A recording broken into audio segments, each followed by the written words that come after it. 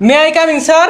এই কামিন বের গোষ্ঠী কি লাই হ্যাঁ হ্যাঁ তুই বালা পুলা মানে পথে গাড়ি দেরি হয় করবো কি মেঘগাদলার দিন বা সামনে বা সামনে বা এই সর উঠে তুই শুনে যা আমি যাবি যা তুই নেব স্যার ওই দেরিতে আইলো তাওরে কিছু কইলেন না।